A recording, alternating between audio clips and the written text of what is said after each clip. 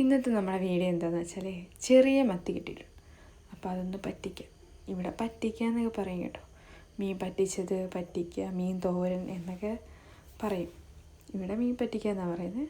നിങ്ങളുടെയൊക്കെ നാട്ടിൽ എന്താ ഇതിന് പറയുന്നതെന്ന് കമൻറ്റ് ചെയ്യണേ. എനിക്ക് പേഴ്സണലി അങ്ങനെ മത്തിയുടെ ഐറ്റംസ് ഒന്നും ഇഷ്ടമല്ല ശരിക്കും. അപ്പം ഈ പറ്റിച്ചതാണെങ്കിലും ഈ കറി ഇങ്ങനെ തേങ്ങ അരച്ച് കറി വയ്ക്കുന്നതോ അതൊന്നും എനിക്കിഷ്ടമല്ല.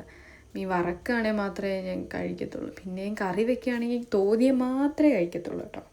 എന്നെപ്പോലെ ആരെങ്കിലും ഉണ്ടെങ്കിലേ കമൻറ്റ് ചെയ്യും. അപ്പോൾ വീട്ടിലോട്ട് പോകാം. ആദ്യം ഒരു ജാറ് വയ്ക്കുക. അതിലേക്ക് കുറച്ച് പച്ചമുളക്, 2-3 തണ്ട് കറിവേപ്പില, പിന്നെ ഒരു കഷ്ണം ഇഞ്ചി, പിന്നെ കുറച്ച് സവാള.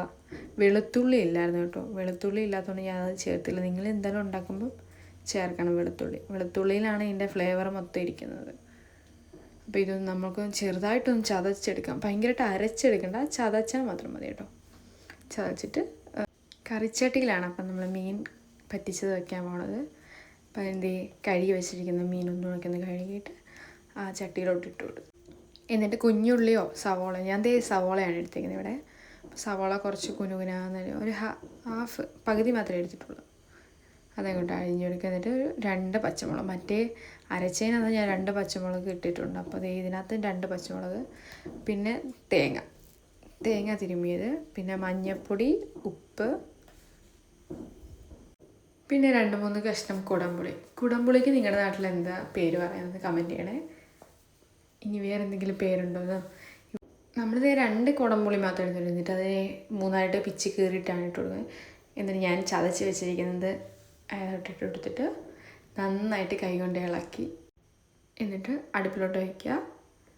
കുറച്ച് വെള്ളം വേണമെങ്കിൽ ഇപ്പോൾ ചേർത്ത് കൊടുക്കുക കേട്ടോ. എന്നിട്ട് അടച്ച് വെച്ച് കഴിക്കുക. ഒരു 10 മിനിറ്റ് കഴിഞ്ഞപ്പോൾ നോക്കിയപ്പോൾ വെള്ളമൊന്നുമില്ല.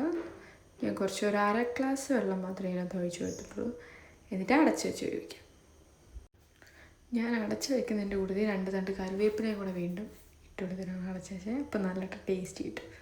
അപ്പോൾ ഇതേ ഒരു 10-15 മിനിറ്റ് കഴിഞ്ഞപ്പോൾ ഞാൻ വീണ്ടും തുറന്ന് നോക്കി. അപ്പോൾ നന്നായിട്ട് വെള്ളമൊക്കെ പറ്റി നന്നായിട്ട് വെന്ത് ഇരിക്കാൻ മീൻ പറ്റിച്ചത് കേട്ടോ.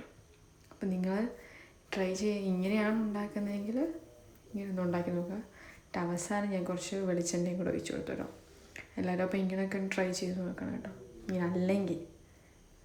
അപ്പം വീഡിയോ ഇത്രയേ ഉള്ളൂ. ഇഷ്ടപ്പെട്ട ലൈക്ക് ചെയ്യുക, സബ്സ്ക്രൈബ് ചെയ്യുക.